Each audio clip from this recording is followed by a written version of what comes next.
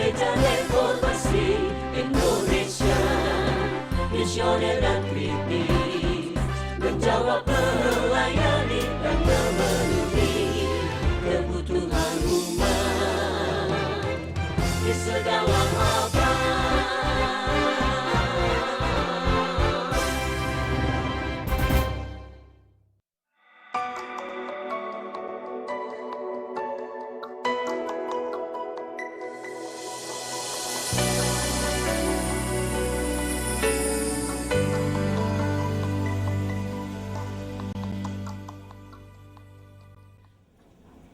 Kita Injil Matius pasal yang ke-26 ayat 1 sampai ayat 5, kita akan membacanya secara bergantian dan kita akan merenungkan bagian ini dalam kesungguhan pemahaman akan kebenaran.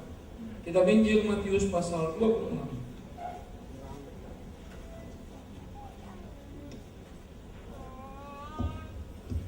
Jika saudara sudah menemukan, kita akan membaca 1 sampai 5, saya baca 1, saudara baca 2. Terus bergantian hingga ayat yang kelima dari kitab Injil Matius pasal 26. Setelah Yesus selesai dengan segala pengajarannya itu, berkatalah dia kepada murid-muridnya,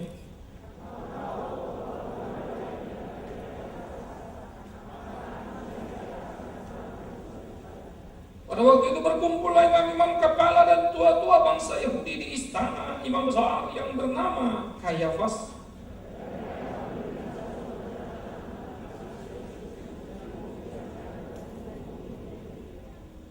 Tapi mereka berkata, jangan pada waktu perayaan, sebab supaya jangan timbul keributan di antara rakyat. Saudara, pada waktu kita memasukkan nama Yesus, satu dari antara 7 kemungkinan tokoh dalam penyaliban, beberapa rekan sempat bertanya kepada saya, kenapa nama Yesus masuk? Saya pikir memang betul, bukankah dia disalibkan, lalu kenapa namanya dimasukkan menjadi salah satu tokoh yang mungkin terlibat di sana? Sebuah pertanyaan menarik, saudara. Saya mengutak-atik, membolak-balik dan melihat semua dan bergumul dari berbagai perspektif. Secara filosofi saya sudah memperhatikan dengan ketat. Maka itu sebab saya selalu berkata, bersyukurlah aku kepada Tuhan yang menolong aku, menggerakkan aku untuk memikirkan 7 seri dari tahun ke tahun seputar salib itu. Karena semakin terang benderang betapa keunggulan kemenangan Kristus dalam hidup, dan betapa seharusnya manusia kuat dan tangguh dalam hidup, tidak cengeng dalam keimanan kekristenan. Coba pikirkan, Yesus Kristus masuk dalam tokoh, bagaimana mungkin terjadi?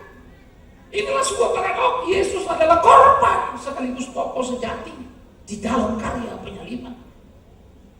Ini penting untuk kita pahami, saudara, agar kita mengerti seutuhnya arti salib dan arti kemenangan. Kemenangan bukan saja di puncak salib, bahkan di Getsemani dia sudah memenangkan pertempuran ini.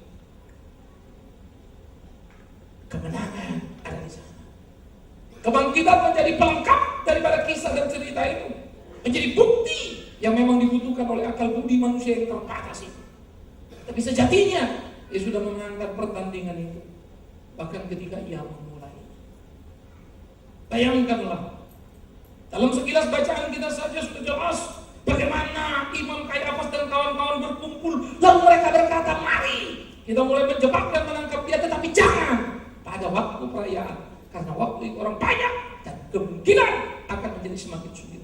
Karena itu, siapakah yang unggul menangkap Yesus? Pengkhianatan Yudas kayak menjual dia.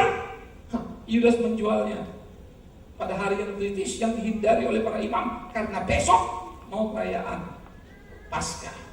Maka penjualan Yudas kurang menarik karena marketnya tidak pas. Itu hitungan bisnis. Secara strategi sulit menerima penawaran Yudas karena berbahaya, karena para ahli Taurat sedang berusaha menghindari hari raya perayaan. Mengapa ahli Taurat ini menyambar dan mengubah total seluruh keputusan rapat pleno mereka yang bersifat final? Tangkap dia bukan hari raya, tetapi mereka menangkapnya pada hari raya.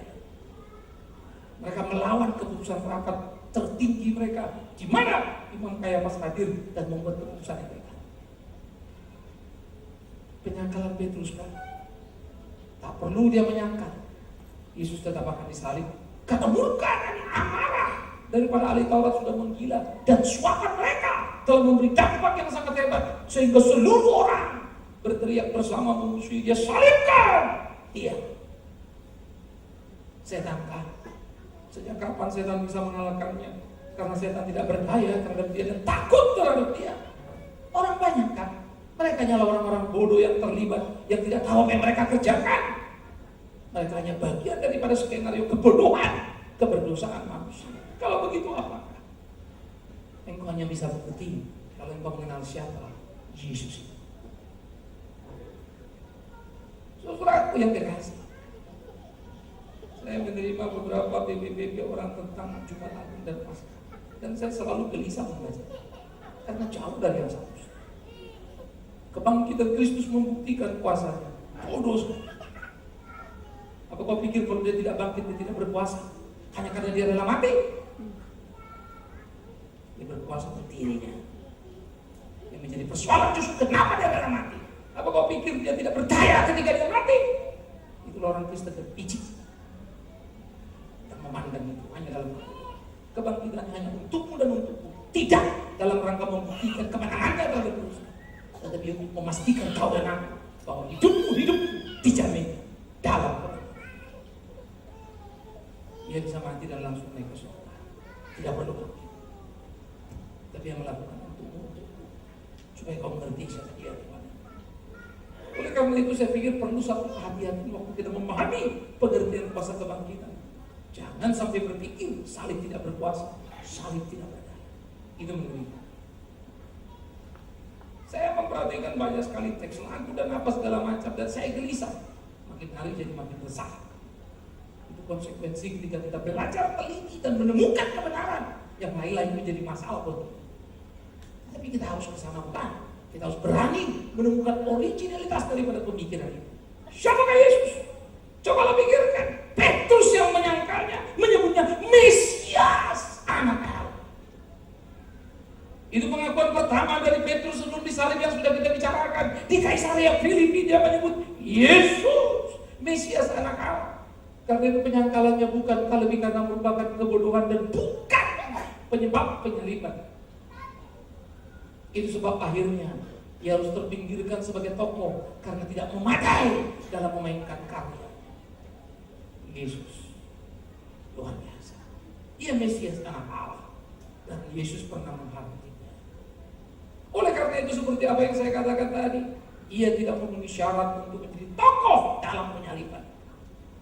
Karena andai kata dia tidak menyangkal, Yesus tetap tersalib. Yang kedua, saudara, siapakah lagi?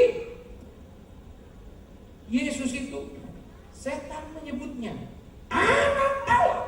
Ketika dalam peristiwa di Kana ada seorang dirasuk setan begitu hebatnya, lalu Yesus datang. Dan setelah setan mengenal dia berkata, ya anak Allah, mengapa engkau datang untuk mengusir kami? Padahal belum waktunya. Setan itu tahu kapan waktunya dia akan di bumi hanguskan ketika kedatangan kedua kali. Kedatangan pertama seluruh kuasa dan kekuatan sudah dilucut dan dia tidak berdaya terhadap orang percaya. Dia hanya bisa bermain-main dengan orang yang tidak percaya. Karena itu hanya orang percaya bodoh yang masih berpikir setan berkuasa dan mengusirnya kiri dan kanan. Hidupmu itu yang harus kau perhatikan. Sungguh-sungguh atau tidak.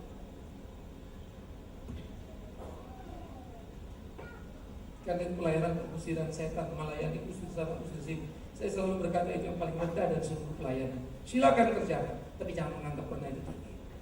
Yang paling serius dari seluruh pelayanan kita adalah itu benar sesuai kehendak Tuhan.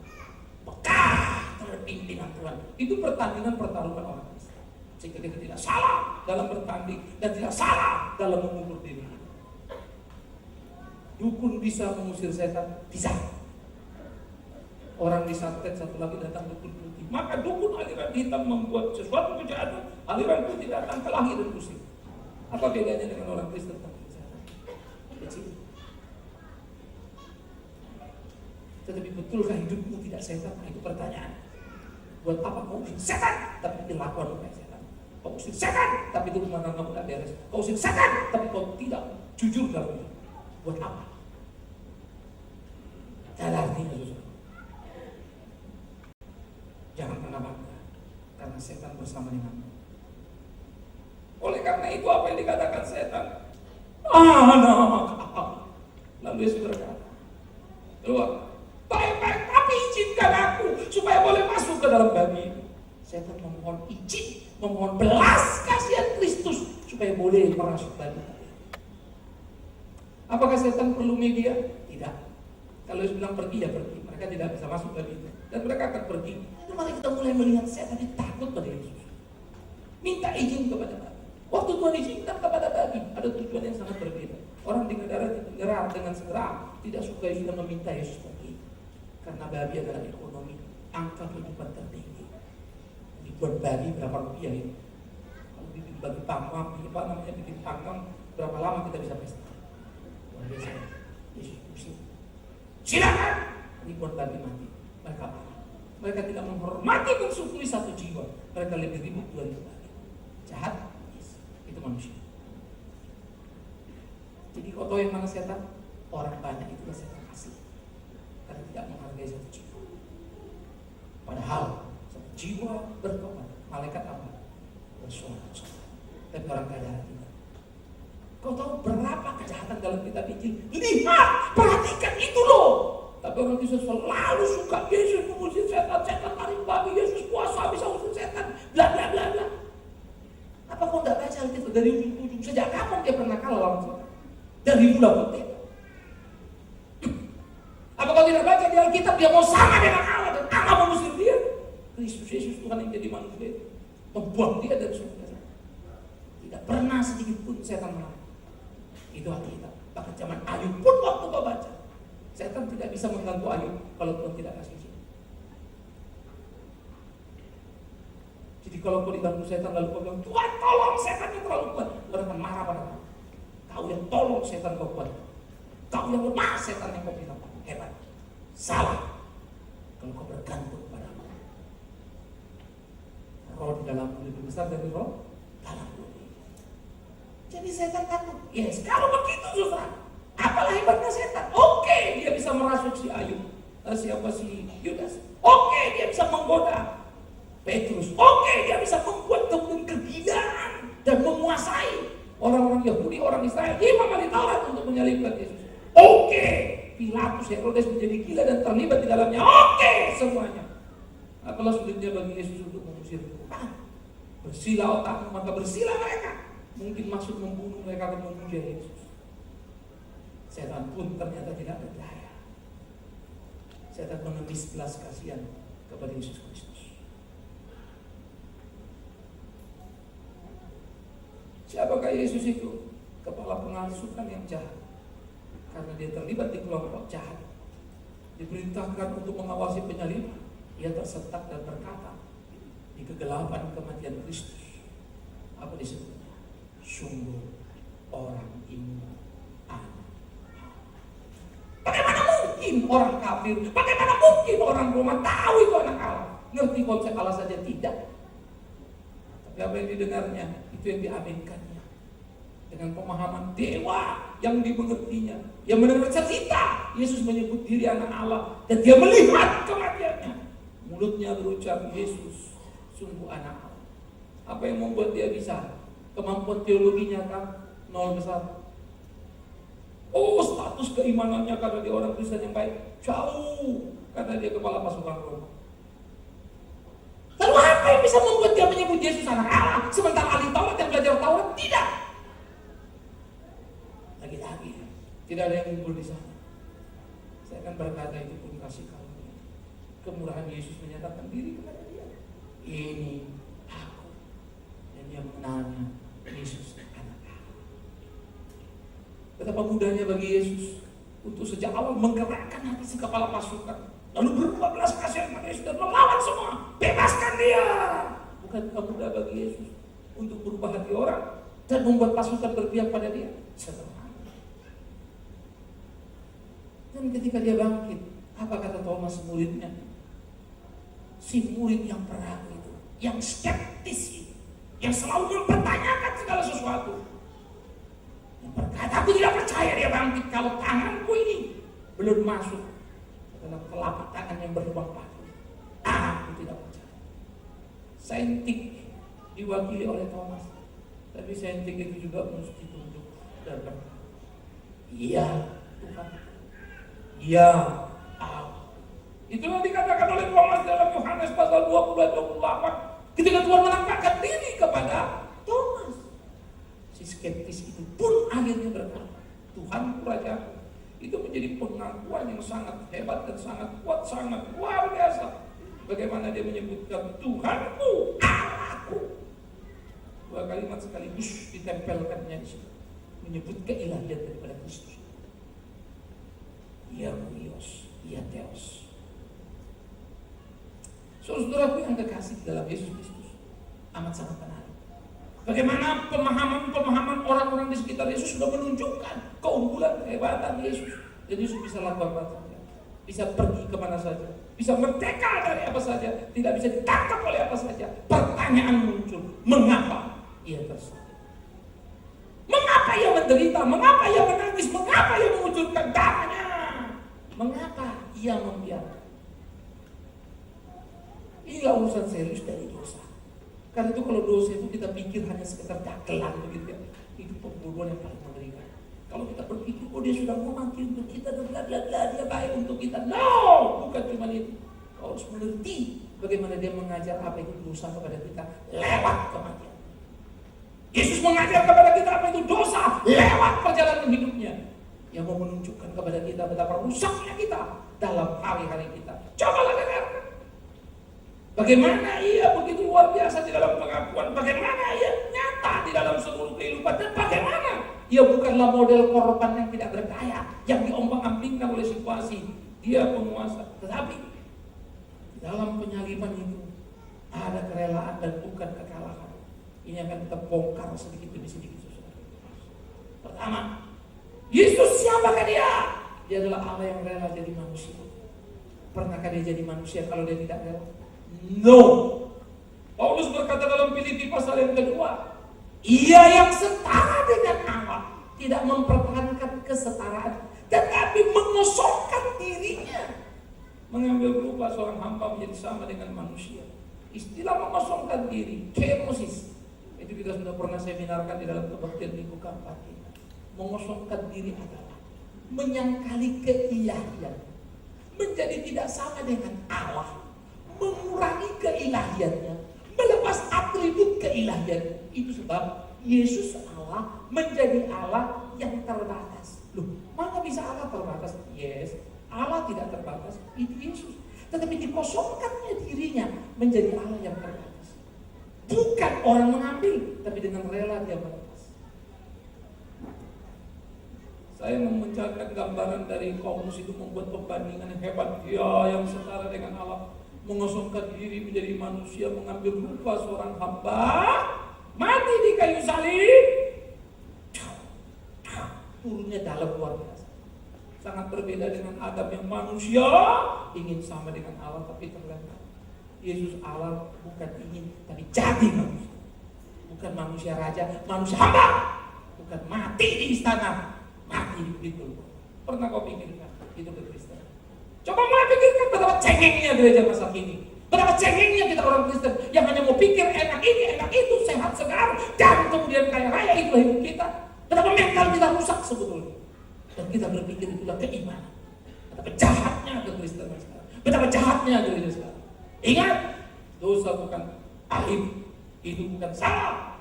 Apa namanya, kaya itu bukan dosa. Tetapi jangan lupa miskin itu juga bukan. Anda kaya tidak salah, sehat puji Tuhan, tetapi bukan itu tujuan hidup. Itu hanya alat pelengkap penderita.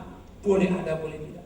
Kau boleh kaya, puji Tuhan. Boleh miskin, puji Tuhan. Tapi harus memuliakan Tuhan.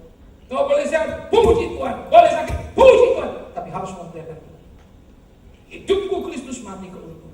Pernahkah kita merangkap pikir seperti itu? Kita kalaupun kita kaya tidak jadi besar kepala. Kalaupun miskin kita tidak menjadi pencuri, penipu, dan kemana. Punyalah kita mental itu sehingga menikmati kenikmatan hidup begitu nikmat karena tidak ada yang bisa mengganggu kita. Tidak ada harta tidak mengurangi sukacita kita. Kristus Yesus Tuhan, Allah jadi manusia, kental sekali, setara dengan Allah, mengosongkan diri. Allah yang tidak terbatas jadi Allah terbatas. Paulus berkata tidak ada orang yang bisa melihat Allah. Melihat Allah mati. Kenapa lihat Yesus tidak mati? Kalau Yesus mati. Karena dia membatasi diri. Masa orang Kristen mati? Kenapa dia mati? Selalu ingat kalimat, bukan kenapa dia mati, kenapa dia mau mati. Itu pertanyaan. Kalau bertanya kenapa dia mati, itu pertanyaan kecil. Kok orang bisa mati? Pertanyaan kecil. Kenapa dia mau mati? Itu kata kunci. Karena dia mengosongkan dirinya. Kalau dia tidak mengosongkan dirinya, dia tidak akan pernah bisa mati. Maut ada di tangan. Semua akan diatur. Mengapa dia mau? Itu pertanyaan yang saya tidak bisa jawab. Kecuali seperti Yohanes berkata, kasih. Sedang ini saya berkata, why God? Tiba di perenungan itu saya selalu berkata, yes, why God? Saya sudah mengevaluasi diri saya dan saya kurang puas dengan diri saya. Saya tidak suka dengan apa yang saya lakukan. Masih banyak yang perlu saya kerjakan. Kadang-kadang saya berkelahi dengan diri saya. Satu pihak saya merasa kerja saya kurang banyak, tapi dari baik terlalu banyak lalu saya sakit. Sebetulnya saya sudah banyak kerja apa tidak saya pun tidak tahu.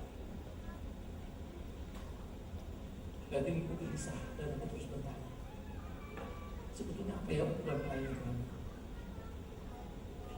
Jadi kalau aku menghitung diriku, aku tidak layak dengan kasih. Maka kalau dia menolongku, aku malu padanya. Wah.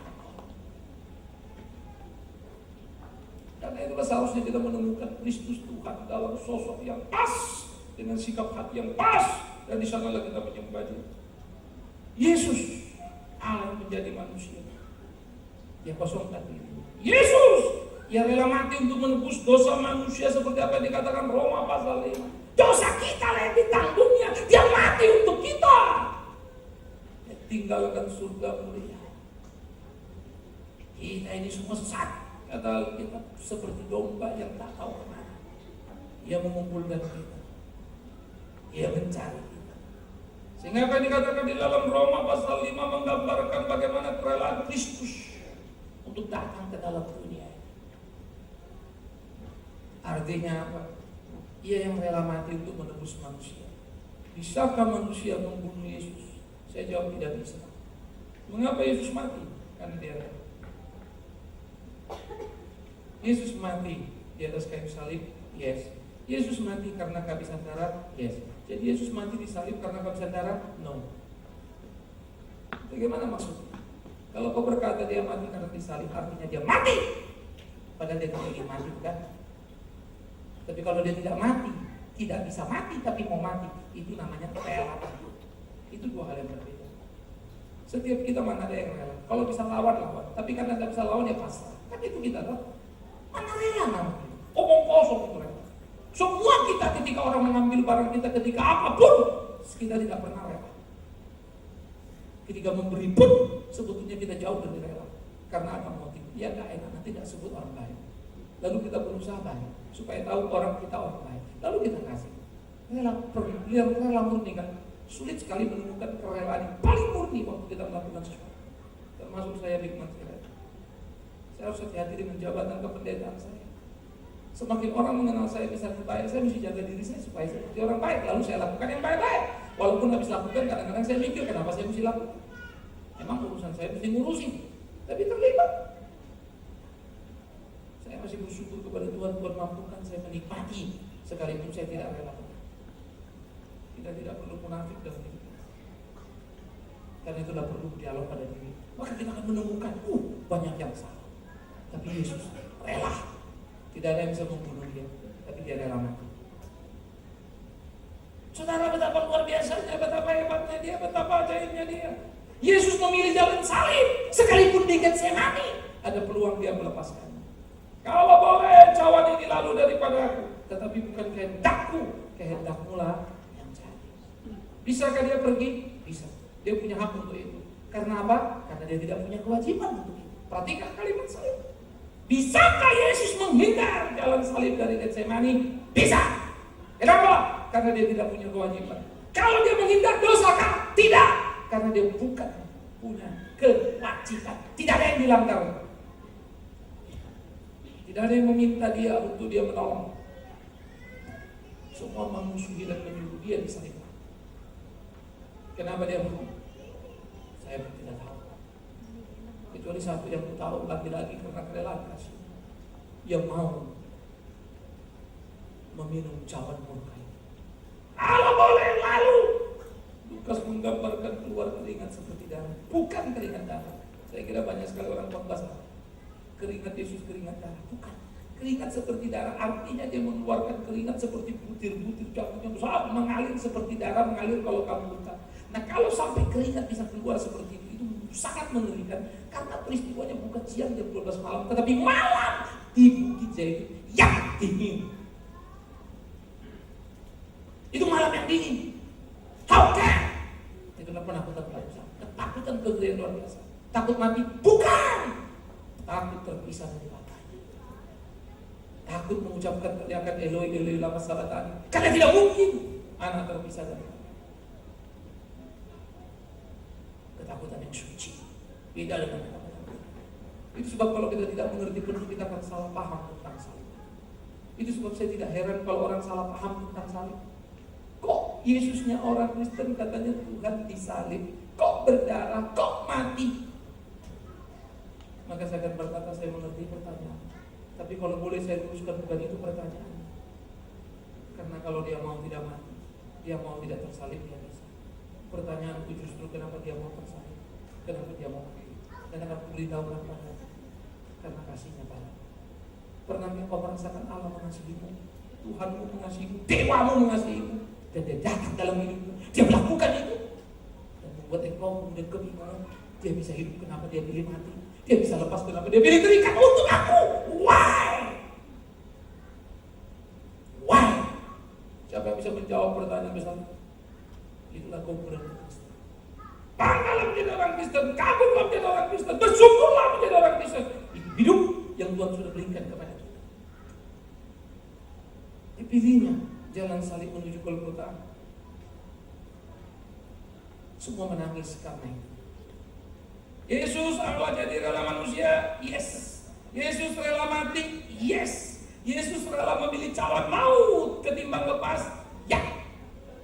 Dan ketika beliau berjalan memikul salib itu, ingat berulang kali saya sudah ringkung sebelumnya, perempuan-perempuan Yerusalem menangisi dan berkata, sayang, kasih, kenapa Yesus mati? Kenapa Yesus disalib? Simpati yang tidak menimbulkan empati dari Yesus Kristus. No. Yesus memandang mereka, tidak berkata terima kasih untuk air mata. Tidak. Yesus memandang mereka dan berkata, jangan tangisi, tangisi dirimu. Why? Di sini kita menemukan lagi hal yang paradoks tadi. Bukankah dia korban yang harusnya dikasihani? No, dia bukan korban, dia pemenang. Lalu siapa yang korban? Itu tuh, yang lepas itu, yang liar itu, yang sedang berteriak, yang sedang nangis, yang sedang macam-macam. Merekalah korban. Bagaimana mungkin? Yes. Dengan sadar Yesus menuju Bukit Golgota, dia penuhi kehendak Bapa. Barang siapa menjadi hamba kebenaran, dialah orang merdeka. Barang siapa menjadi hamba Allah, dialah orang merdeka. Barang siapa tidak mau melakukan kebenaran, hidup semaunya, dia hanya budaknya dosa. Dia orang tawanan iblis.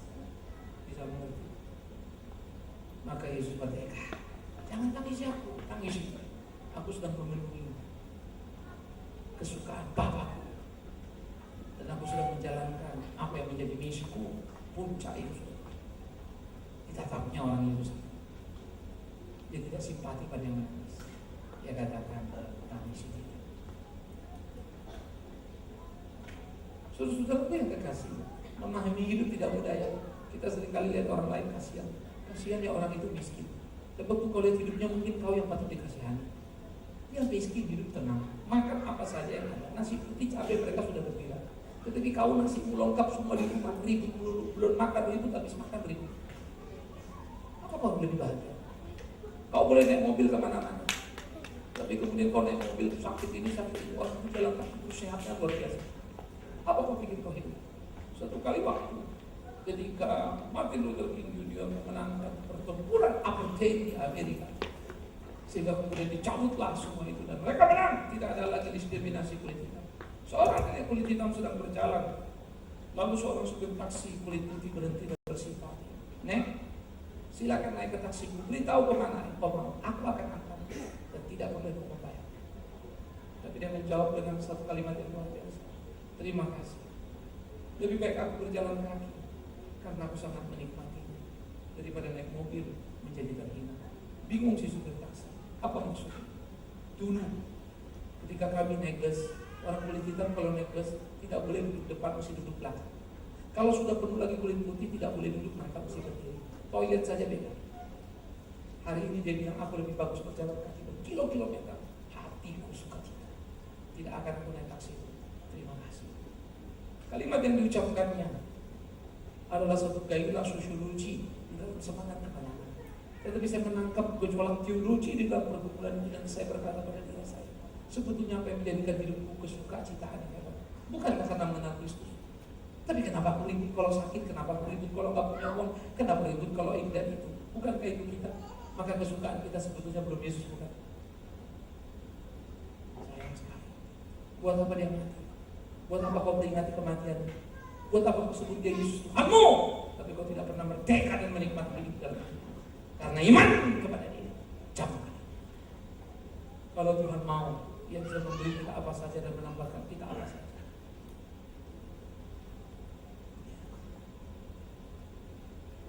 Kalau Tuhan mau, apa sulitnya? Saya berdiri dan berkata, karena saya mengalami dan melewati tiap hari-hari berjalan bersama dengan Dia, dan saya mau. Selalu kalimat, aku pikir aku yang melayani Dia. Tapi terbukalah mata, Ia yang melayani. Dibuatnya aku puas ketika melayani Dia. Dibuatnya aku tercengang ketika melakukan apa menjadi kayak apa. Aku yang jauh lebih puas. Ia selalu puas sekalipun tidak layak. Karena aku tidak bisa menambah dan mengurangi kepuasan.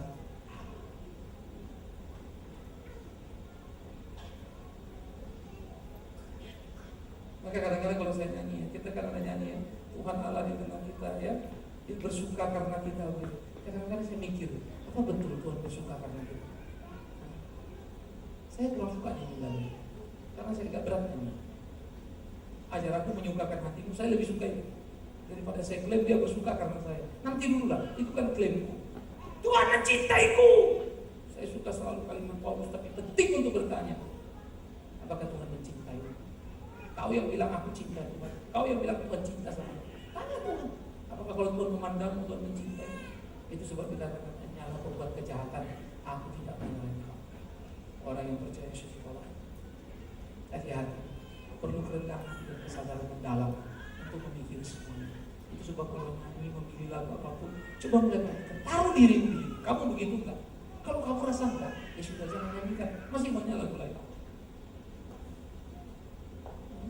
Masih banyak lagu lain. Kalau orang nyanyi Afrika lebih dari pemenang gitu ya. Saya suka lagu itu, tapi saya berpikir orang nyanyi pada tahu apa itu. Kita lebih dari pemenang, jangan takut sakit, jangan takut miskin, Tuhan akan kalahkan, jangan takut setan, Tuhan kalahkan. Goblok sekali kamu. Baca Alkitab bukan itu maksudnya. Kita lebih dari pemenang, artinya tidak ada yang bisa memisahkan kita dari Kristus. Itu kalimat Paulus dalam Roma. Tidak aniaya, tidak kelaparan, bahkan tidak kematian. Kalau kau dianiaya, kau apa? Kau tidak akan terpisah dari Yesus. Kenapa? Karena kau lebih dari. Apakah itu kau? Sehingga kau nyanyikan? Kalau tidak, jangan nyanyi dulu. Nyanyi saja, aku pejumkan. Itu bukan pemenang. Itu ada susah dikit kau lari dari Tuhan. Masalah dikit kau lepas pelayanan. Masalah dikit kau tidak mau ini, kau tidak mau ini. Kemana arah kakimu? Kemana kau harus melangkah? Pikirkan. Kalau kita pecundang, bagaimana kita bisa klaim diri kita pemenang? Maka saya pikir setiap nyanyi, setiap lagu, perhatikan ya. Saya paling suka berdialog dengan lagu yang saya nyanyikan. Lalu saya berkata pada diri, seharusnya tapi tidak, tolong. Kalau jiwaku berdoa, aku dekat dengan Dia. Harusnya begitu Tuhan terus mampukan. Sehingga lagu itu menjadi kekuatan tersendiri. Saya kira orang Kristen banyak sekali nyanyi, habis nyanyi lupa. Tidak ada hubungan nyanyinya dengan sikap hidup dan terlalu banyak lagu yang kita tahu, terlalu sedikit yang kita paham. Sekalipun banyak lagu yang kita hafal, tapi bukan itu hidup kita. Lagu adalah khotbah pendek yang dinyanyikan. Itu sebab kalau lagu itu salah teks, kacau balau. Karena itu akan didoktrinasi secara langsung. Karena tiap hari mudah sekali. Kamu ingat kota nggak gampang, ingat lagu gampang. Nah itu masuk. Karena itu siapa pencipta lagu, menciptakan lagu Kristen. Hati-hati, jangan sampai lagu nadanya enak luar biasa, tapi isinya kacau luar biasa.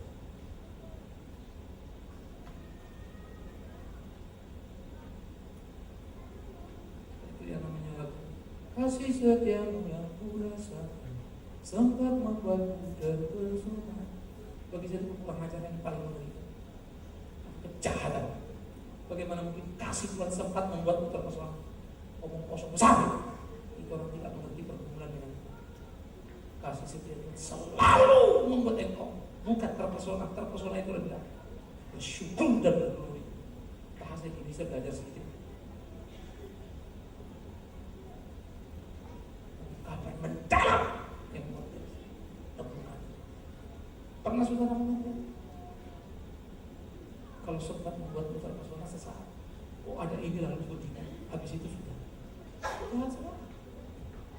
Tapi lagu itu saya juga suka nyanyi. Maka saya ganti kata-kata. Saya tak ngerti siapa mencipta itu kalau dia keberatan, saya nggak nyanyikan. Jadi kita selalu kan gitu. Hanya ini Tuhan persembahanku. Ya. Sebab tak memiliki harta kekayaan, tidak ada cerita di sini. Rubah semua. Walau memiliki harta kekayaan, tak cukup untuk mempersembahkan. Masa gara-gara nggak punya harta kau kasih tubuh? Justru tubuhmu lebih penting dari harta. Kacau balau. Pernah berpikir kalau lagu dan nyanyi menghina Tuhan, seakan-akan Tuhan lebih tertarik harta daripada Tuhan. Tapi mungkin orang yang sama saya Pak jangan gitu. Mungkin yang cek dalam kan nggak tahu. Ya kalau nggak tahu ya jangan cipta. Kalau mau cipta ya tanya. Susah amat sih, rendah hati sedikit lah. Belajar sama orang lain. Ada banyak orang-orang teolog yang cukup mengerti, tapi tidak bisa bikin lagu. Ini diskus. Saya paling senang kalau orang tanya, Pak ini gimana lirik ini tak sini. Saya kan. Satu orang saya pernah Pak Bayu mau saya coba berapa ini pencipta lagu. Saya mau bikin lagu. Silakan. Kalau perlu kamu telepon saya bantu lagi. Saya senang kalau banyak orang punya kemampuan hebat menciptakan lagu, tapi dengan hati rendah mau belajar. Saya tidak bisa cipta lagu, tapi saya bisa ajar orang bikin syair. Saya sudah bayangkan kalau syair lagu bermutu semuanya. Kita belajar lagi mengenal dia dengan. Jadi Yesus pergi ke Golgota karena dia pecundang dan rapuh. Bukan. Dia batu dikasihani. Bukan. Itu yang dikasihani. Yang teriak salibkan itu tidak lebih dari budak setan. Patut dikasihani. Yang bilang, aduh Yesus kasihan. Itu cuma pro perasaan kemanusiaan, tetapi tetap tidak mengikut jalan salib. Itu patut dikasihani. Satu-satunya pada waktu itu yang kau lihat patut disyukuri siapa? Simon dari Kirene. Dia beruntung disuruh memikul salib Yesus. Padahal dia mau datang ibadah, tapi kebagian salib. Puji Tuhan. Pasti orang kasihan kamu. No, karena kemudian anak-anak dari Simon Kirene, Rufus dikenal pelayanannya Pak. Dan Paulus menyebut istri dari Simon Kirene sebagai ibu. Paulus sangat respek pada keluarga. Simon Kirene melahirkan anak-anak yang melayani Tuhan luar biasa. Suri Alkitab kaku luar biasa. Puji Tuhan. Tapi orang yang lihat Simon Kirene memikul salib pasti bilang ya, kasihan, apes kok dia kena.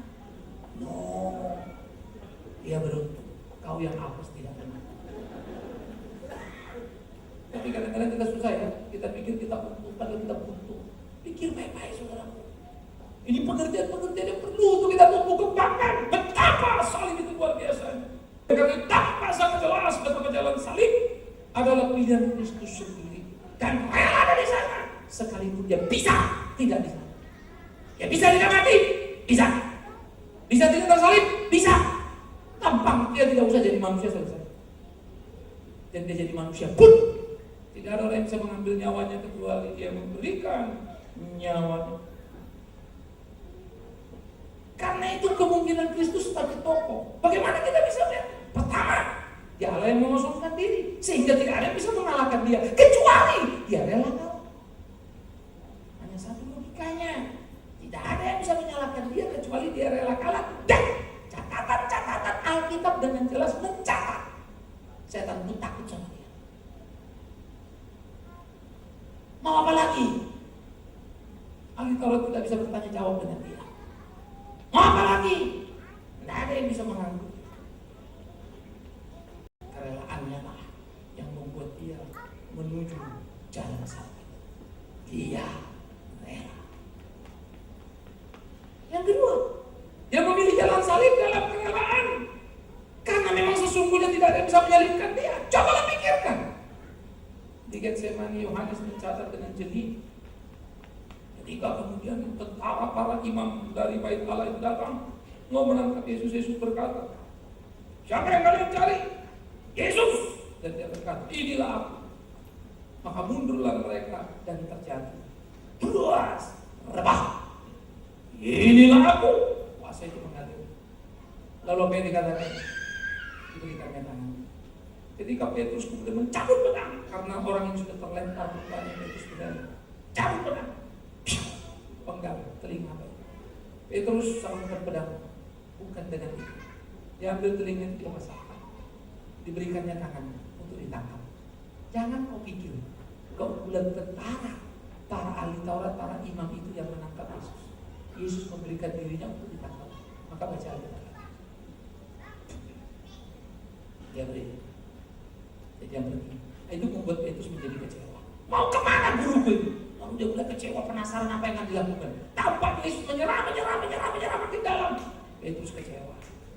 Dia tidak bisa iman jalan salib. Aku tidak mengenal dia. Aku tidak mengenal dia. Petrus tidak mengerti jalan salib.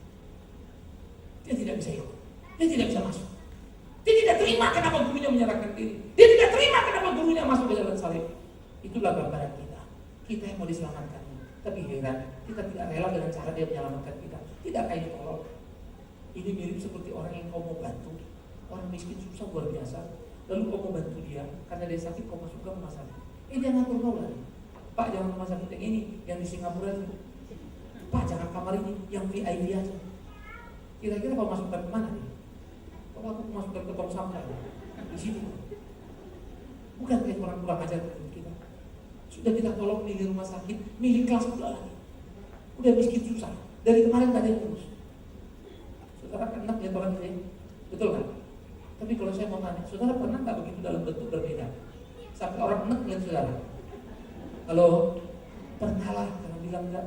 Kalau enggak itu pertanda dosa kali. Sampai tidak pernah sadar kau pernah bikin dosa. Hanya satu orang yang tidak bilang tidak. Orang yang nggak pernah bikin dosa. Kalau kau pernah bikin dosa dan punya kesadaran, malu kau dengan itu. Saya pun malu dengan itu.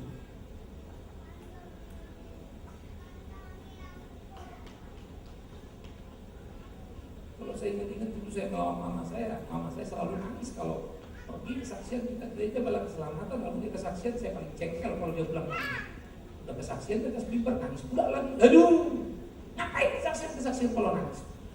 Saya ingat kalau dia doa dia nangis. Udah kalau mau nangis menurut saya berkata. Hari ini saya ngerti doa dia yang membawa saya terjatuh. Apa nggak kurang ajar sama saya? Saya marahin mama saya berdua apalagi nangis. Padahal kalau dia nggak nangis nggak ada air mata itu. Siapa yang tertarik dengan doanya? Saya mau berkata, surga tertarik dengan doa itu. Dan dengan cucuran yang mata kesedihan untuk bagaimana anak-anaknya semua bisa jadi kita bersama dalam segala kelemahan kekurangan yang dijalani. Kadang-kadang saya mikir ya, teman mama saya ada yang masih hidup. Kenapa mama saya tidak masih hidup? Lalu dia bisa lihat semuanya. Tuhan kasih jatah orang beda-beda. Saya bisa ngomong. Kadang-kadang saya pikir kalau dia masih hidup, kalau dia lihat anak-anaknya semua sudah oke. Waduh, rasanya dia senang banget ya. Karena saya tahu orang-orang di kampung ibu-ibu kita ini ya, cuma satu kesukaan mereka. Kalau ada bahan ceritanya. Dan kebetulan kita banyak diceritakan kan, anakku yang satu ini, anak satu ini. Dia udah punya cerita modalnya banyak banget. Saya pikir kemana-mana berbulan-bulan nggak bisa bisa. Kita pikir-pikir pergi Israel bagaimana bawa dia, lalu dia pulang makin tambah ceritanya. Itu kebahagiaan orang tua. Karena itu anak-anak hati-hati kalau selagi orang tua masih ada, buat mereka punya banyak cerita tentang engkau. Tapi juga buat mereka menangis karena engkau. Bodoh kali kamu punya kesempatan kamu tidak lakukan. Nah itulah orang-orang banyak. Itulah perempuan itu. Kalau bilang Yesus dia maha kuasa, yes. Pasukan yang mau menangkapnya terlempar. Bagaimana cara pasukan bisa menangkapnya? Diberikannya kan. Bagaimana Petrus nggak shock? Bagaimana guru? Kita mau berkelahi kenapa beritaan? Kita mesti menang kenapa menyerah? Petrus nggak nyampe. Sejujur-jujurnya saya suka berkata, andai kata aku di situ aku pun tidak suka dengan tindakan Yesus, dan aku akan memilih tindakan Petrus. Kalau guru mau menyerahlah, aku tidak bisa. Bagi itu tindakan guru. Itu sebab saya selalu bergumul tentang jalan salib, karena jalan salib adalah jalan yang tidak saya sukai, jalan yang saya benci. Tapi saya harus ada di situ. Tidak mungkin lari untuk itu. Maka saya bersyukur kalau terpaksa, karena terpaksa Tuhan, saya jadi taat pada Tuhan. Karena saya suka taat pada Dia, tapi susah taat dengan rela dan sepenuh hati. Karena itu saya selalu berdoa, Tuhan, aku harus taat pada dan aku susah paksa Tuhan. Karena aku lebih suka terpaksa taat daripada tidak. Kalau paksaan itu adalah tekanan hidup yang paling menyakitkan, aku pilih asal aku dekat dengan Dia. Dan itu berdoa dan berbicara. Bukan apa yang kau mau, apa yang Tuhan mau. Dia menang di atas kayu salib. Yes. Kenapa? Karena Dia rela. Dia berikan dirinya untuk menerima murka cawan Allah. Ingat, Yesus tidak menebus manusia dari setan. Salah. Yesus menebus manusia dari murka Allah. Ingat, Yesus tidak menebus manusia dari dosa, dari murka Allah. Karena murka Allah mungkin menjuruskan manusia mati karena dosanya. Dan Kristus memberi dirinya menerima hukuman yang harusnya diterima manusia yang berdosa itu, dan dia mati. Maka Allah menyatakan murkanya pada waktu Allah menyatakan murkanya. Di situ Yesus menanggung seluruh dosa manusia dan dia memalingkan dosa. Yesus berteriak, Eloi, Eloi lama sabachthani. Lalu waktu dia mati, tahukah engkau siapa yang bisa membuat dia mati? Tidak ada. Saya sudah pernah khotbahkan itu. Dia mati bukan karena kayu salib. Dia mati bukan karena darahnya habis. Dia mati karena rela. Kepadamu Bapa, aku serahkan nyawa. Dia bisa mempertahankan nyawa. Jadi bukan salib dia mati. Dia memilih salib sebagai jalan matinya. Dia memilih tombak, mahkota duri, paku sebagai jalan mati. Karena itu kalau kau mati, jangan pernah peduli seperti apa kau mati. Karena itu cuma jalan saja. Entah kau dibacok, entah kau dihajar, entah kau sakit, entah kau dibakar. Yang penting kau setia pada Tuhan. Mati hanyalah sebuah cara, jalan menuju surga. Jadi tutup mulutmu itu, jangan lagi pernah berdoa. Kalau aku mati, jangan lagi tidurlah, tidak mau membangun penjahat. Tidak ada hak membuat Tuhan. Kalau aku mati ya Tuhan, buat aku mati ketika melayani, ketika melakukan terus apa yang dipilih. Jangan panggil aku ketika aku berbuat salah padamu. Sempurnakan matiku dalam pengabdian. Itu doa. Karena kita tidak tahu kapan kita mati, kan? Karena saya itu kalau belum marah-marah sama saking kuatnya marah, mati kuat. Terus malaikat tidak mati marah-marah. Semoga saya mati dengan bicara. Karena itulah saudara yang dikasih yang terakhir, kita mesti memikirkan bagaimana dia menang di atas kayu salib. Jadi kenapa dia mati? Karena dia memilih. Kenapa dia di dalam salib? Karena dia rela di situ. Setan tidak berendah, tidak menang atas dia. Ahli Taurat tidak menang atas dia. Orang banyak tidak menang atas dia. Petrus, Yudas, itu bukan apa. Tapi heran, ia rela dihianati yang bukan apa-apa. Ia rela disangkalin bukan apa-apa. Ia rela diperlakukan tidak adil oleh yang bukan apa-apa. Padahal dia apa-apa. Itulah Kristen. Itulah Kristen. Itulah Kristen. Bisa, tapi tidak mampu. Aku tidak akan mau diperbudak dosa hanya untuk sebuah kemenangan besar. Belajar. Kalau saya debat dengan istri saya tekan dia terus, saya menang, saya goblok tolong. Memang saya punya hak kekuatan untuk menekan, tetapi itulah kebodohan dan itulah dosa. Seharusnya sekalipun aku punya hak dan kekuatan, tapi tidak aku pakai lalu aku mengalah untuk dia, sampai kemudian dia mengerti aku mengasihinya. Itulah Kristen. Sulit? Yes. Karena terpikirkan baik. Sudahkah kita Kristen? Itu sebuah pertanyaan yang sangat serius. Bukan karena kau sudah ke gereja, bukan karena kau sudah dibaptis, bukan karena kau pengurus, bukan karena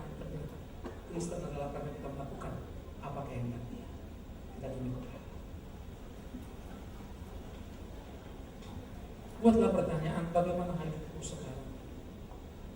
Bagaimana aku menjalani hari-hari yang Tuhan pikirkanlah. Lihatlah hidupmu dan pikirkanlah. Udahkah aku seperti apa yang Dia mau? Dia yang mati di atas kayu salib.